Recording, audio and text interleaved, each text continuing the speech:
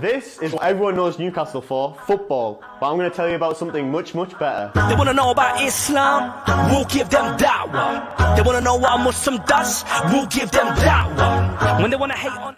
In 2012, I was a non-Muslim who walked into my local masjid. I met the brothers there from IDC. This was a team of brothers who told me about the message of Islam in detail. I took my shahada. The brothers, they didn't just leave me there. You know, they supported me, provided me new Muslim classes, and after all these years, I became the head of the new Muslim department here at IDC, teaching other new Muslims, supporting them and mentoring them, just like I was supported. IDC is not just your typical charity. We have our Islamic awareness stalls engaging with non-Muslims in our local city centre and answering all their questions about Islam, public events and exhibitions for non-Muslims to come learn about Islam, masjid visits for the local community, school visits teaching non-Muslim kids and staff about Islam. We visit the elderly and spend time with them regularly to give them companionship, feeding the homeless every single week, giving them hot meals and advice. We make the children smile every single year by visiting them in the hospitals and giving them gifts. So many people have taken their shahada with us. أشهد أن لا لا إله إله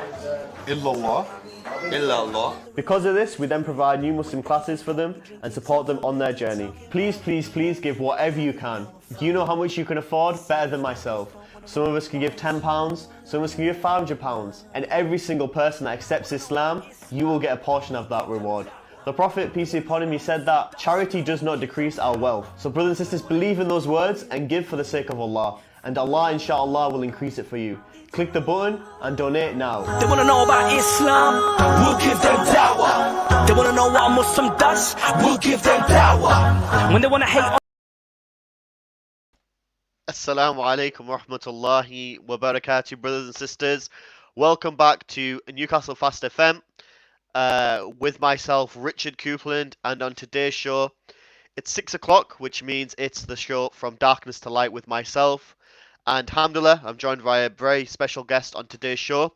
But before we get into that, I want to remind everybody that the show is sponsored by Richard McLeod, so please do check out his various works and artworks that he is doing. Brothers and sisters, on today's show, we're going to be talking about being a student at home during the Ramadan lockdown, and I'm going to be joined by a very, very special guest. But what I want everyone to do is to drop some comments in the chat. Give me assalamu alaikum in the chat if you're listening, and as we go throughout the show, drop your comments, drop your ideas. You know, if you want to make any comments, I can pop them on the screen. So, brother here, wa alaikum assalam. And inshallah, we will start the show. So, on today's show, From Darkness to Light, I'm joined by a very special guest, which is my brother-in-law, brother Nasif. Assalamu alaikum. Wa alaikum assalam wa rahmatullahi wa barakatuh. How you doing, bro? You okay? Alhamdulillah, as always. How are you? Good. I'm good. Alhamdulillah, I'm doing well. How are you finding Ramadan this year? Is it going well? How's your experiences? Alhamdulillah, it's going well. I've been able to just plow through Ramadan, and alhamdulillah, Allah has made it easy for me. So, Alhamdulillah, that's good. Awesome. So, Nasif, tell us a bit about yourself. How old are you? What year you're in at school? Things like that. Tell us a bit about yourself. well, my name is Nasif. I come from Newcastle upon Tyne. I'm in year 9, and I'm 14 years old. And today I'm lucky, alhamdulillah, to be interviewed by you. Definitely. Alhamdulillah, you're able to join us on Newcastle Fast FM. So inshallah, I thought, I'd invite you onto the show, and you wanted to speak about a topic which I thought was quite beneficial, and something that we haven't really had on the show and haven't really featured on the radio so far this Ramadan, was a bit about the experiences yourself as a student in year 9, studying at home. Obviously, with the current coronavirus situation, if I'm correct, your school is closed. Is that correct? That's right, yeah. So you're having to do everything at home. Is that right? Yeah, online. How's that going? How has it been? Has it been difficult, strange? You find it better? How is it? There are some things that have sort of become better, like, obviously we don't have to do homework, and some of the work has just been... No, there is no homework. Wow, that sounds like the dream. But we also, it's a little difficult, and it is quite strange, because I think, and if I can be quite frank with you, and I know there are probably many other people who will probably disagree with me, but Okay. for some reason, personally, I'm finding Ramadan at home, doing school at home while in Ramadan is harder than doing Ramadan at school. Because at school, I think Okay. I can just sort of I can take my mind off of things. I can, you know, and when I'm at home, though, I'm surrounded by the comforts of my own home. I'm surrounded by food, so I have to sort of work a little harder. And as well as that, I just have to, at school, everything is sort of, the teachers already make everything for us. Whereas at home, we have to prepare that learning environment for ourselves. So it's just, Okay. I have to put that effort in. And yeah, it is a little harder, but That's interesting. So alhamdulillah. you actually find it harder to, I guess, do the lessons and study at home. Is that because there isn't like that routine? You're not going to school, and I guess at school you'd be busy and it'd be non-stop through lessons and with friends Yeah, and stuff. When you're at that's home, I right. guess you're on your own. It's easy to laze around, maybe, Get right? distracted. Get Yeah, it's distracted. easy to get distracted. I should know. Yeah, it's easy. It's easier to laze around, get distracted because you're in your own home and you're like, oh, this is my house. This is my house. I can do anything. I can do Do you anything I not? like. Are you not less tired though because you don't have to travel to school and walk around? Shouldn't it be easier? Would you not think? Or do you find yourself you're tired? I think it's because I'm doing sort of. I mean, when I'm at school, I walk around during Ramadan. Obviously, walk around. I obviously do work, but because I'm so used to that it doesn't really. I'm used to it by now. It doesn't really affect me. Whereas at home, I'm a bit more comfortable, but some might say I'm a bit too comfortable. So obviously, when I get to doing the hard work, it just Okay. sort of, yeah, How are it you gets hard. finding the lessons? Obviously, if I'm right, you do it through a computer with the teacher. There's no actual physical interaction. Do you find it difficult to learn, or do you find it easy? How is it? In terms of lessons, everything is more or less the same. Of course, there's not that sort of physical teaching aspect, but apart from that, obviously, because whenever we go to school, our teachers put up presentations. So when we're at home and we're online, we get to see those presentations as they would have been at school. But without the teacher, I think it's just a little harder. However, I think just this half term they introduced video conferencing Okay. for us. So it means that we can interact with our teacher and other pupils, and we can sort of the teacher can give us vivid explanations, and alhamdulillah, it's worked out well. Okay. What about sports? What's going on there? Did they do it still, or did they not do it? What happens?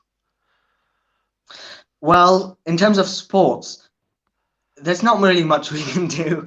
At school, obviously, there are all the sort of designated areas for sports, PE and all the others. But at home, of course, we wouldn't expect you to have that. So it's sort of like you can either do it, you can do it by choice. So you can participate in Okay. doing physical exercise, or you don't necessarily have to. Have to. Okay. Um, what's some of your, I guess, some of your favorite subjects, and why do you enjoy those subjects? Some of my favorite subjects. I'm definitely a language guy. So I love my French and my German. They're very Okay. interesting.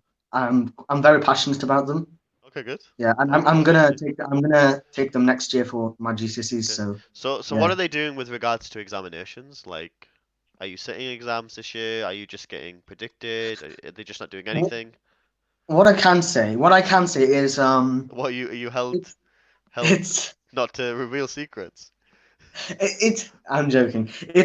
It's definite that we're gonna do exams. We're gonna Okay. do. Don't mind the sunlight.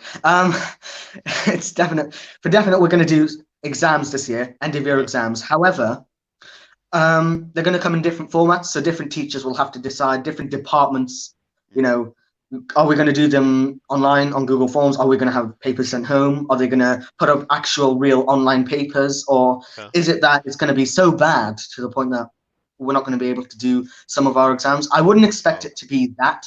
We are definitely going to do them. It's just the school still hasn't sort of gotten around to deciding Find out the how. structure and how. Yes, and especially because all subjects more or less follow the same sort of exam pattern.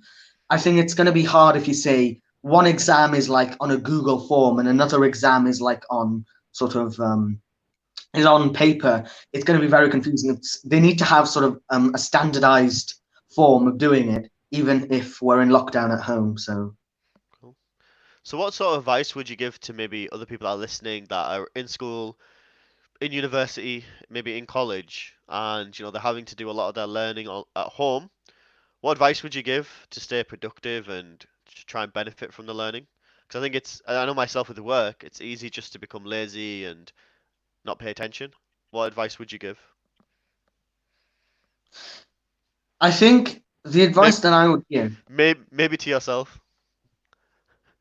the advice that I would give, maybe to myself, is that you may want to feel like lazing about, you may have things distracting you, but the most important thing is that always to keep in your head that there is work in front of me I've got to finish, and I'm not leaving until I finish it or until I make significant progress. So I think that's one really important thing. Another really important thing to keep in mind is that yes, it's hard, but remember, you've got people around you. You can always get help. You can always be like, okay, if I'm stuck on this particular part, I can always call someone. I can always email someone.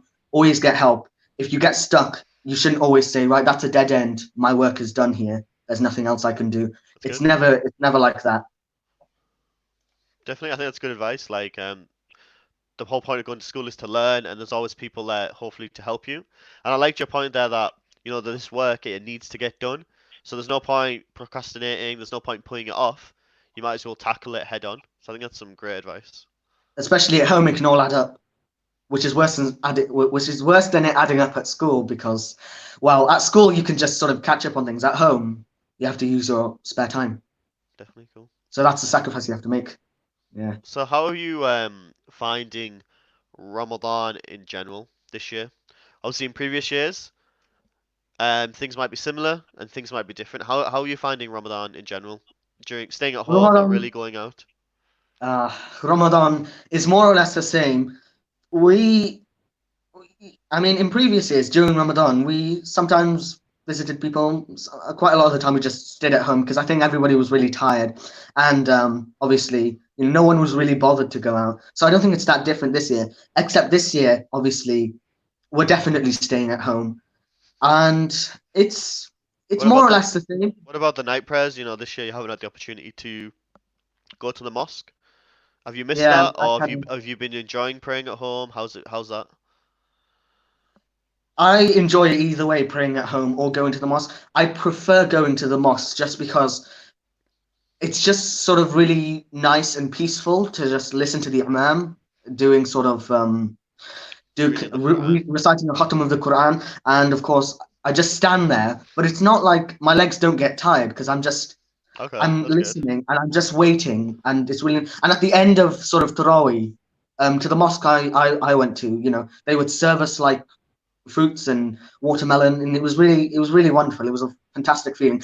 At home, it's not as great, but of course, I'm still grateful that I have the ability to pray Tarawih and to pray my Isha at night and to do it at home. At home, it's okay. I can still get on with it, and yeah. So Okay, cool. Alhamdulillah, good. Speaking about Khatam, how is your reading of the Quran going this year? Have you been doing well? Have you been enjoying it? How's it been going? Alhamdulillah, I've managed to get along with my khatam. I've been making good progress. And yesterday night, Alhamdulillah, Allah has given me the strength to reach Juz' Amma. So Wow, yeah, mashallah. That's really good, man. Alhamdulillah, Like Alhamdulillah. way earlier And before the end. That's really good. yeah, I How know. how did you do it? Did you have a plan? Did you set a certain amount of time aside? Or was it just, you just put the effort in? What did you do? I What was the kind of both. I kind of had a plan, but I also thought, okay, well, it's going to be the effort because I might say, oh, I want to do one juz'ah, but I might want to do more, or I might want to do less by the time I finish that. Especially, so what I was aiming for was either, one juz'ah or one juz and a quarter, and then I would make really significant progress. Some days I did a little more than that. A few days I did a little less than that because I was feeling tired. But Mm. all in all, It I think it was balanced really out, yeah. it was really down to effort because I think by the time every time I got to like one juz'ah, I thought, should I stop here or should I keep going? Some days I thought, oh, I'm feeling tired. Um, maybe I put enough effort in today, and tomorrow I'll put in a bit more effort. And then some days I'm like, oh, I've reached one juz. I'll keep going. Yeah, I have the strength. Okay, alhamdulillah. I'll keep going. So it is.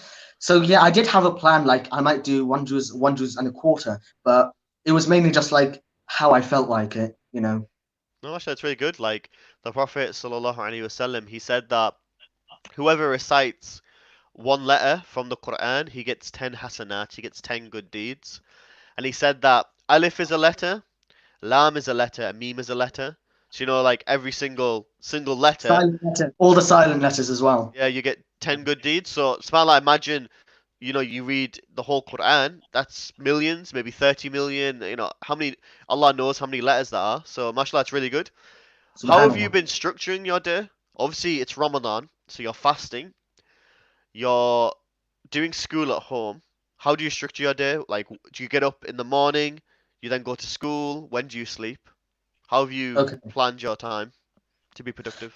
I do sort of, yeah, I do have sort of de facto schedule that always happens during Ramadan.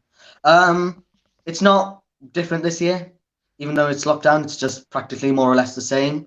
Okay. So basically, I'll start with me waking up. I wake up, obviously, in Ramadan. I don't necessarily need to wake up as early because I don't need to eat breakfast or do anything else. I just wake up and then I get on with schoolwork. And it's school, online classwork all the way up to the end of the day at around 3:45. And then after 4:45, I'll perform wudu. I'll then go into prayer. I'll read Zuhr, and then I'll go to sleep. Whenever I went to school and it was Ramadan, I'd come back home and I wasn't feeling that tired because once again, just like I mentioned before, I wasn't that overworked. Whereas at home, I need personally for me, I need to put in a bit more sort of effort. So every time I finished at like 3:45, I just feel really tired. I feel like I needed to go to sleep, and that was Okay. true because I'd go to sleep and then I'd wake up at around. You're not tired today? Shouldn't you be sleeping? I'm not feeling tired today. Okay, good. See, after Alhamdulillah. school, you would go home and have like a nap, I guess. Yeah, but here, obviously, I go to sleep, wake up at around between 7 and 8. Of course, perform wudu again, read, pray Asr, and then obviously it'll be iftar time, and then I have the whole night to myself. I can just sort of relax. So I were you can pray doing your khatam, the reading of the Quran at night? at night. Was that Yeah, when that's you would right. do the majority of it? So at the start of Ramadan, of course, we had loads of time because the night was pretty long. So I'd finish like a part of my khatam and I'd have, a good amount of time to myself. And nowadays, obviously, alhamdulillah, I've gotten to nearly the end of my khatam. But as I was getting to the end, of course, the nights were getting quite short. So what was happening was I'd finish a section and I wouldn't have that much time. It would immediately be suhoor. So I'd need to obviously eat and then it'd be time to pray Fajr and then go to sleep again before waking up the next morning. But I didn't really mind because I thought, you know what, alhamdulillah, I've read a section of the Quran. I feel very satisfied. I've read this miracle. So yeah, I didn't really mind that. Cool. Awesome. Is there anything else, you want to touch upon with regards to the Quran or anything like that? I think in terms of the Quran, I just sort of wanted to say that obviously it is referred to as a miracle, and I would say that because reciting the Quran, the entire thing, every time I thought I needed to stop somewhere, I thought I need to keep going because obviously reciting the Quran, the ayats are very beautiful and it was very peaceful, and I'd recite to myself, but I'd be like, it wouldn't even be like, oh, I recite this well, or oh, I did this, or oh, I did that. It'd be more like, oh, I'm doing this for the pleasure of Allah. I'm feeling very satisfied, plenty of reward, alhamdulillah. And I was just like, yeah, this is good stuff. I just had a good feeling. I felt at peace. So obviously, yeah. I can't recognize a few stories in the Quran. I can't recall them because I'm not that Who were good. they like? What were they about? Certain people or? I'll have to. I think just recently, last night, I came across. I think it was the ayat where I think I don't know if it was Allah Subhanahu wa Taala or someone else who went to Isa alayhi salam and said, we're going to bring another prophet down. We're going to bring a prophet called Ahmed. And I thought, Yeah. hang on, do I recognize this ayat? And I thought, oh, this could be the ayat that in which they say. So I may not recognize the entire story as a whole, but I can pick out Yeah, pick certain out one. ayats. Definitely, it's Yeah.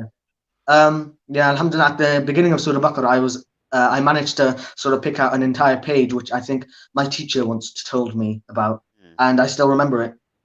Yeah, So good. it's about. How did you learn how to recite the Quran? Was it from you had a teacher? What was the methodology that you used? When I was young, I used to go to a teacher. Mm. I used to go to his house. He used to teach loads of other students. Okay. And of course, I started with the qaida. I started sort of learning my alif ba Like ta, learning the as you could say. alphabet and how to join And the then letters. it would Yeah. be the huruf, and then it would be sort of like joining letters, and then elongating letters, and then it would be about jazms So it was just step by step until. and then it would be about sort of dammatain, fathatain, kasratain, and then it would be about mud, and then so on until at the end of that practice book would get to a section where it was like the massive test. It was a 2-pager, and it was like the entire thing you Okay. had to do, and you had to just sort of practice. And alhamdulillah, I made it.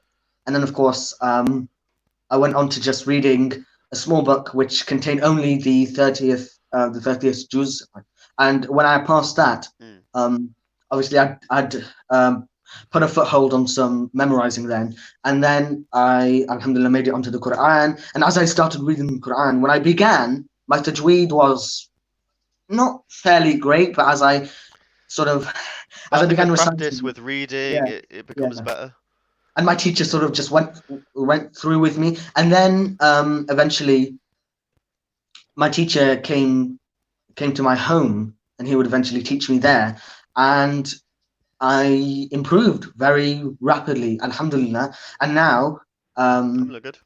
yeah, alhamdulillah, I can read the Quran with sort But I of think the key efficient. thing there is that it's always important to have a teacher. I think often we try and do a lot of things on our own and we find it difficult, but when somebody gets a teacher, that person has been through the struggle and they can sort of guide you on your path. So with Arabic, learning the Quran, learning the basics of everything, it's always good to get a teacher that can guide you, to help you whilst you learn. Yeah, my teacher's taught me a lot of things, alhamdulillah. He's a fantastic man, so obviously I'm grateful that I can. Yeah, big shout out to him. I'm grateful that I can recite the Quran, obviously in a good manner, and that I can, recite it as best as I can, and to obviously enjoy the beauty of it. So my question for you, Nasif, before we end would be, what sort of advice would you give to the listeners of ways that they can benefit from Ramadan? SubhanAllah, there's only a few days, it's in the last 10 days of Ramadan. What are some of the things you would advise people to do so they can benefit from the month or benefit from their time? So benefit from the remaining 10 days, or just in Ramadan in general? Both the last 10 days and Ramadan in general. What would you say? Sure. The whole thing about finishing a khatam in Ramadan, you get plenty of reward for doing that, but you don't necessarily have to always finish a khatam. You can, even if you haven't started a khatam, I would recommend start one now.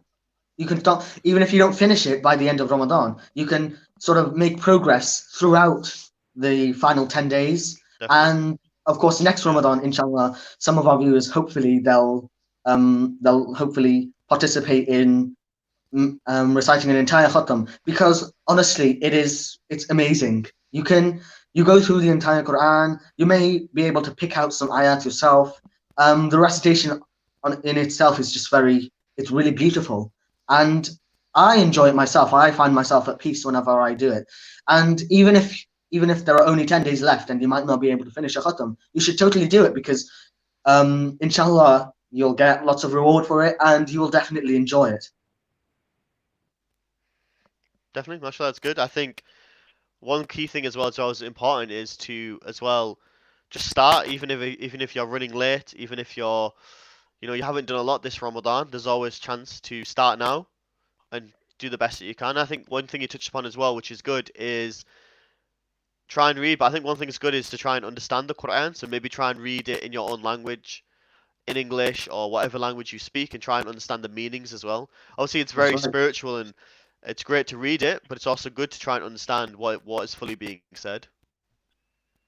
That's right, yeah. Good. Any other tips you give? No, not really. I think sort of that's just my routine covered. Good. So Quran is a good tip. Awesome. Cool. So alhamdulillah, I think it's been a good show. I think you've touched upon some good points about, the difference that it is this year. The schools are closed, lockdown, people having to do a lot of their stuff at home. Some people may find it difficult, but yourself, you're finding it.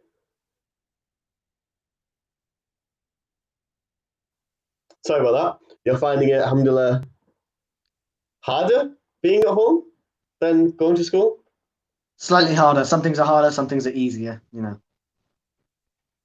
Cool, awesome. So Nasif, I want to thank you for coming on the show and thank you for sharing those benefits that you shared with us. Thank you for having me on. Cool, so I will be back, inshallah, next week, Monday to Friday, with a number of different shows. Inshallah, on Monday, we're going to be starting off on a show talking about the various different scholars of hadith and their books of hadith. We're going to learn a bit about their lives and the reasons why they wrote certain books of hadith. Continuing on from a lesson that we did earlier on in the week about the sciences of hadith. And inshallah, next week, I'll be joined by some other brothers who will be sharing their journey to Islam. So look forward to seeing you guys on Monday. And a reminder that tomorrow, Saturday and Sunday, we will be doing a fundraising event for the Islamic Diversity Centre starting at 5 p.m. So inshallah, do join. I want to thank everybody for listening. Jazakumullah khair. Assalamu alaikum wa rahmatullahi wa barakatuh. This is what everyone knows Newcastle for, football.